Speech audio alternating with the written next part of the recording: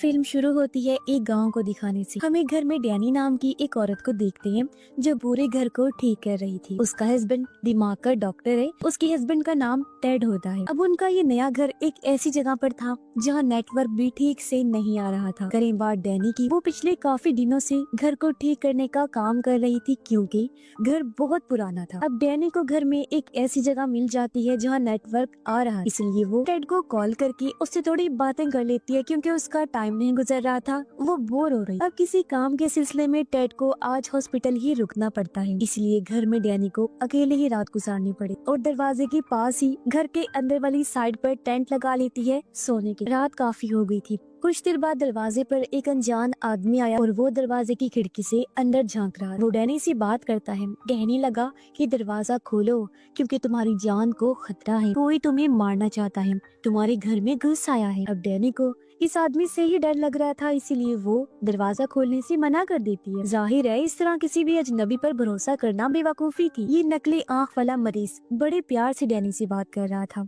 उसका लहजा और तासुरात देखकर भी यही लग रहा था कि उसे डैनी की परवाह है और वो सच में उसकी मदद करना चाहता है। वो फिर डैनी को कहता है, ठीक है, अगर तुम्हें मुझ पर भरोसा नहीं तो कोई बात नहीं, तुम पुलिस को कॉल कर दो क्योंकि तुम्हारी जान को सच में खतरा है, मेरी बात को समझो। अब उसकी बातें सुनकर डैनी दरवाजे के पास है। उसने दरवाजा खोला या नहीं ये तो हमें दिखाया नहीं गया, मगर इसके साथ हमें दूसरा सीन दिखाया जाता है जहाँ हमने देखा कि कोई चीज बुरी तरह उस नकली आंख वाली मरीज को मार देती है। फिर पता चला कि डैनी की भी मौत हो गई, उसका भी किसी ने बेरहमी से कत्ल कर दिया है, यानी जैसा उसने कहा था वैसा ही हो गया। और अब हम कुछ महीने के बाद का टाइम देखते हैं जहाँ डैनी का हस्बैंड टेड एक दुकान पर आता है जहाँ पुरानी कीमती चीजें मिला करती थी। ये दुकान असल में डैनी की जुड़वा बहन डार्सी की थी। डार्सी बचपन से देख नहीं सकती थी, यानी कि वो अंधी थी। साथ ही उसके पास कुछ साइकिक पावर्स भी हैं, यानी दिमाग की अनोखी ताकतों की मालिक थी वो। जैसी बहुत अजीबोगरीब चीजें महसूस कर सकती थी और देख सकती थी, जिनमें भूत आत्माएं जादू टोना भी हो सकते हैं। डार्सी को अपनी बहन डैनी की मौत का बहुत दुख था। अब टेड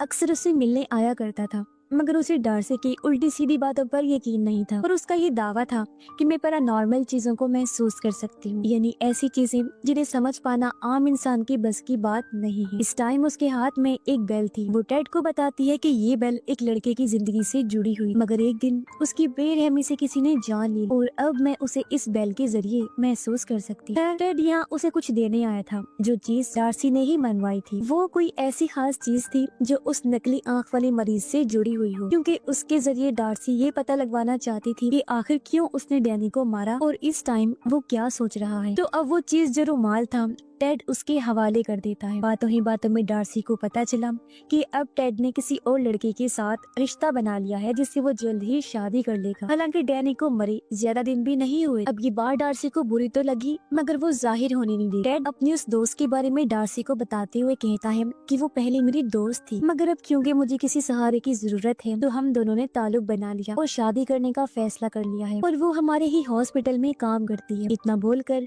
वो वहाँ से चला गया, मगर हम समझ जाते हैं कि उस रात टेड का हॉस्पिटल रुकने का मकसद अपनी दोस्ती हो सकती है, जिस वजह से डैनी को रात अकेले ही गुजारनी पड़ी, यानी वो पहले से ही उसे धोखा दे रहा था। अब शाम को डार्सी अपने घर आ गई। साथ में वो नकली आंख वाली मरीज का रुमाल भी लाई। वो रुमाल टेबल पर रखकर उसके अंदर कोई चीज रखती है और अपने ग्लव्स उतारकर जैसी उसे छूती है वो बहुत ही चौंका देने वाली चीज देखती है जिसकी उसे उम्मीद नहीं थी, क्योंकि वो काफी घबरा गई और उसकी आंखों में आंसू भी आ गए थे। अब डार्सी एक स्टोर रूम में जाती है जहाँ उसने बड़ा सा लकड़ी का संदूक रखा हुआ था। पहले वो उसे गौर से देखती है, फिर उसके पास आकर बैठ। इस रूम में और भी कई सारी अजीब चीजें पड़ी हुई जिनका ताल्लुक किसी न किसी इंसान से था, जिनको भी डार्सी महसूस कर सकती है जो इस दुनिया में नहीं रही। अब इसके बाद हम देखते हैं कि टेड नींद से जाग गया है। वो तैयार होकर हॉस्पिटल के लिए निकलने ही वाला था, मगर उसकी दोस्त उसे रोक दी। वो उसे कैमरा में तस्वीरें दिखाने लगी। ये कैमरा असल में डैनी का था जो टेड के दोस्त को मिल गया।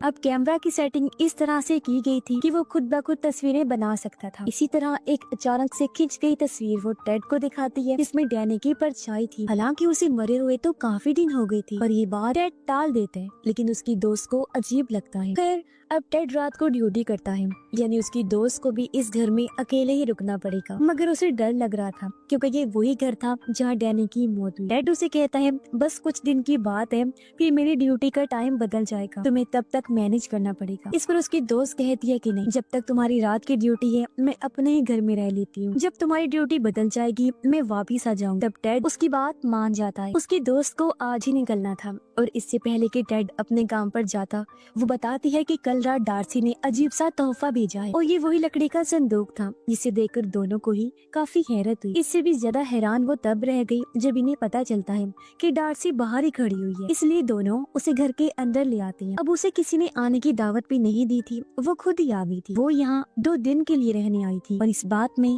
टेड की दोस्त को कोई दिलचस्पी नहीं थी, लेकिन टेड उसे मना नहीं कर पाता। अब ना तो यहाँ टेड होगा और ना ही उसकी दोस्त, लेकिन फिर भी डार्सी रुकना चाहती थी। अब डार्सी उन्हें लकड़ी की संदूक वाला तोहफा दिखाती है, जो सच में अजीब था क्योंकि अंदर लकड़ी का ही बना बड़ा सा पुतला था। उसे देख टेड की दोस्त को बहुत बुरा लगा। तब टेड उसे समझाता है कि जब डार्सी चली जाएगी तो मैं इस पुतले को हटा दूंगा, जब तक वो यहाँ है प्लीज मेरी खातिर उसे बर्दाश्त कर लो। अब टेड तो निकल गया। फिर कुछ देर बाद उसकी दोस्त भी निकलने वाली थी, लेकिन उसकी चाबियां कहीं गुम हो गई थी। टेड की दोस्त चाबियां ढूंढने की बहुत कोशिश करती है, लेकिन वो उसे कहीं भी नहीं मिलती। डार्सी वहाँ पर बड़ी आराम से बैठी हुई थी, ऐसा लग रहा था जैसे वो पहले से ही जानती हो कि यहाँ क्या होने वाला है। चाबियां ना मिलने पर डार्सी उसे पूछती है क्या तुम अब नहीं जाने वाली? वो कहती है नहीं और मजबूरन अब उसे भी घर में ही रुकना पड़ता है। कुछ देर बाद टेड की दोस्त आकर देखती है कि संदूक में बड़ा लकड़ी का वो पुतला डाइनिंग टेबल की एक कुर्सी पर बैठा हुआ है। उसे देख टेड की दोस्त को अजीब लगा। वो डार्सी से पूछती है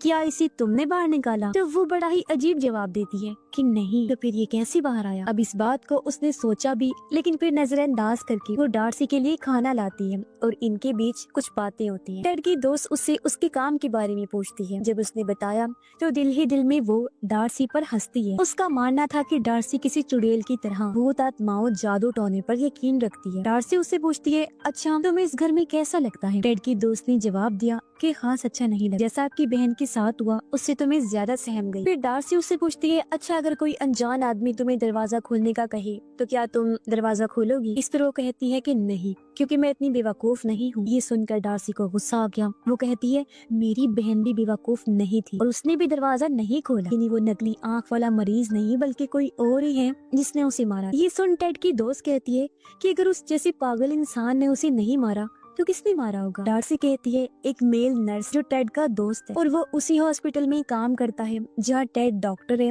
और वो नकली आँख वाला आदमी मरीज। ये सुन टेड की दोस्त को काफी अजीब लगता है। मगर अब हम उस रात का सीन देखते हैं जहाँ वो आदमी डैनी के दरवाजे पर आया था। यहाँ हमें पता चलता है कि सच में डैनी ने दरवाजा नहीं खोला था और नकली आँख वाला आदमी भी सच में उसकी मदद के लिए ही आया था, क्योंकि उस टाइम कोई घर में घुस आया था जैसा उसने कहा भी था। वो दरअसल एक मास्क पहना आदमी था जिसने डैनी को बेरहमी से मार दिया था। कुछ देर बाद टेड की दोस्त उसे कॉल करके बताती है कि ये डार्सी बहुत ही अजीब है, उल्टी सीधी बातें करती है। उसका दावा है कि डैनी को नकली आँख वाले आदमी ने नहीं बल्कि तुम्हारे हॉस्पिटल में काम कर रहे नर्स ने मारा है जो तुम्हारा साथी है, और मुझे उसके साथ बिल्कुल अच्छा महसूस नहीं हो रहा। मैं अपने घर भी नहीं जा पाई, गाड़ी की चाबियां गुम हो गई हैं और मुझे तो लगता है कि इसने ही चाबियां इधर उधर की हैं। टेड उसे शांत करता है और कहता है कि कमरे का दरवाजा बंद करके सो जाओ। वो अपने रूम में गई तो थी लेकिन उसे नींद नहीं आती। नीचे आकर उसने देखा कि डार्सी सोफे पर ही बैठी बैठी सो गई है और अब वो चुपके से लकड़ी की मूर्ति के पास उसे चेक करने जाती है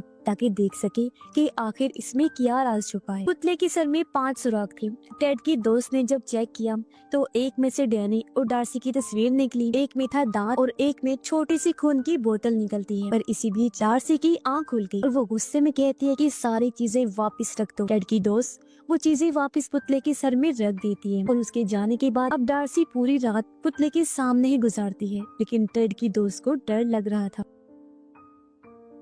अब टाइम गुजारने के लिए वो डैनी के कैमरा में उसकी रिकॉर्ड की हुई वीडियो देखने लगती है, जहाँ डैनी के पीछे उसे एक डरावना चेहरा नजर आया, जिसे देख वो इतना डर गई कि उसके हाथ से कैमरा छूटकर नीचे गिर जाता है। तभी उसने देखा कि रूम के एक कोने में डैनी का भूत है जो उसे डरा देता है। इसी बीच उसे अपनी चाबियां भी मिल जाती हैं और वो गाड़ी लेकर यहाँ से निकल गई। अब हम हॉस्पिटल का सीन देखते हैं, जहाँ सच में टेड और डैनी के कातिल यानी उस नर्स के बीच दोस्ती थी। दोनों आपस में बात कर रही हो। अब घर घर आने के बाद टेड देखता है कि उसकी दोस्त यहाँ पर नहीं है और टेबल पर डार्सी उदास बैठी हुई है। जब टेड ने अपनी दोस्त के बारे में पूछा तो वो जवाब देती है कि वो तो भाग गई है। मैं चाहती थी कि वो तुम्हारा असली चेहरा देखे कि तुम कितने घटिया इंसान हो, लेकिन मेरी बहन के भूत ने उसे डराया और वो चलती बनी। मैं सच जानती हूँ कि तुम ही वो इंसान हो जिसने मेरी बहन को मरवाया है, क्योंकि तुम्हें अपनी दोस्त से प्यार हो गया था। तुम तो सिर्फ मेरी बहन की दौलत हथियाना चाहते थे, जो उस बेचारी ने पहले ही तुम्हारे नाम कर दी थी। मैं तो ये समझती रही कि किसी पागल इंसान ने उसे मारा है और मैंने उस नकली आँख वाली मरीज से बदला भी ले लिया, मगर वो तो सच में मेरी बहन की मदद ही करना चाहता था और उसके असल हथियारे तो तुम हो। और हाँ, मैं जानती हूँ कि अब तुम किसी को तो यहाँ भेजोगी ताकि वो मुझे मार सके, लेकिन बेहतर ये होगा कि तुम उस कातिल को ही भेजो, यानी कि नर्स को। सारी बातें सुनकर टेड कहता है, आखिर तुम ऐसा सोच भी कैसे सकती हो और ये सारी चीजें तुम्हारे दिमाग में आई कैसे? अगर तुम्हें मुझ पर ही शक है तो चलो उस डिटेक्टिव के पास चलते हैं जो डैनी के केस पर काम कर रहा है। लेकिन डार्सी को फिर भी उस पर यकीन नहीं होता। टेड कहता है, अच्छा ठीक है, ये लो, मैं अपना फोन इधर ही रख रहा हूँ और डिटेक्टिव के पास जा रहा हूँ। मैं उसे कहूँगा कि वो तुम्हें फोन करके बता दे, जो भी कॉल आई तुम उसे उठा लेना। इतना बोलकर वो चला जाता है। और अब हम माजी का वो सीन देखते हैं जहाँ टेड अपने उसी साथी कातिल नर्स के पास बैठा था, डैनी को मारने का प्लान बना रहा था। जी हाँ, डार्सी बिल्कुल सही थी। उसे अपनी दोस्त से प्यार हो गया था और डैनी की प्रॉपर्टी वो हासिल करना चाहता था। उसे बस पैसों से मतलब था। वो डैनी से प्यार व्यार नहीं करता था और उसके कहने पर ही नर्स ने डैनी को मारा, क्योंकि असली साइको तो वो था जिसे लोगों को मारने में मजा आता था। पर सवाल ये उठता है कि इस सब में नकली आँख वाले आदमी का क्या है? तो असल बात ये है कि भले ही वो दिमागी तौर पर ठीक नहीं था, लेकिन दिल से वो भला इंसान ही था। वो कोई कातिल नहीं था। उसने टेड और नर्स की बातें सुन ली थी, इसलिए उस रात वो डैनी को बचाने के मकसद से गया, लेकिन डैनी ने उसकी बात का यकीन नहीं किया और वो मारी गई। और क्योंकि शक उस आदमी पर था, इसलिए उसे डार्सी ने मार डाला। जब भी तो उसने कहा था कि मैंने उस आदमी से बदला लिया। इसके बाद हम देखते हैं कि टेड डार्सी को भी मारने का प्लान बना चुका है। उसने जाते जाते फर्श की एक टाइल निकाल दी ताकि जब वो फोन उठाने आए तो उस जगह से नीचे गिर जाए। उसने नर्स को भी ये काम दे दिया था कि अब तुम्हें डैनी की बहन डार्सी को भी मारना है। वो इस काम के लिए राजी हो गया और खुशी खुशी उसके घर के लिए निकल जाता है। अब टेड हॉस्पिटल के नंबर से घर के नंबर पर कॉल करता है और जैसे ही डार्सी फोन उठाने के लिए आगे बढ़ी, प्लान के मुताबिक वो नीचे गिर जाती है। नर्स जब वहाँ आया तो पहले उसकी नजर लकड़ी के पुतले पर गई और फिर डार्सी पर, जो बुरी तरह जख्मी हो गई थी। उसके सर पर गहरी चोट लगी थी और बहुत ज्यादा खून बहने की वजह से जल्दी उसकी मौत हो जाती है। पर यहाँ एक नया ट्विस्ट आता है। अब जैसा कि हम जानते हैं कि डार्सी को रिचुअल, जादू, इस तरह की चीजों पर पूरा यकीन था, तो उसके मरने से यहाँ एक रस्म पूरी हो गई और उसे पहले से ही अपनी मौत का पता था, तो जानबूझकर उसने खुद को बचाने की कोशिश भी नहीं की। और अब उसके मरते ही लकड़ी का पुतला अचानक से जिंदा हो जाता है। वो नर्स के पीछे पड़ गया और उस पर हमला कर देता है। नर्स अपनी जान बचाकर भागा, लेकिन अचानक वो बेहोश हो गया। उसकी जब आंख खुली तो वो खुद को हॉस्पिटल की बेड पर बंधा हुआ पाता है और टेड उसके सामने खड़ा हुआ था। उसने डार्सी की मौत का इल्जाम नर्स के सर पर ही डाल दिया, जिस पर नर्स उसके सामने गिड़गिड़ाने लगता है कि मैं वादा करता हूँ किसी को कुछ भी नहीं बताऊंगा, तुम बस मुझे छोड़ दो। इस पर टेड कहता है, नहीं, मैं इतनी बड़ी बेवकूफी नहीं कर सकता, क्योंकि अगर मैंने तुम्हें छोड़ दिया तो शक मुझ पर ही आएगा कि मैं आखिर तुम जैसे पागल साइको इंसान को क्यों नहीं पहचान सका। लेकिन अगर मैं तुम्हें ना छोड़ूं तो ऐसे तो मैं बच जाऊंगा, क्योंकि भला कौन ही तुम्हारी बात का यकीन करेगा कि एक लकड़ी की पुतले में जान आ गई और उसने तुम पर हमला किया। तो इससे हमें पता चला कि टेड एक बहुत ही मतलबी और धोखेबाज इंसान है, जो बहुत ही चालाकी से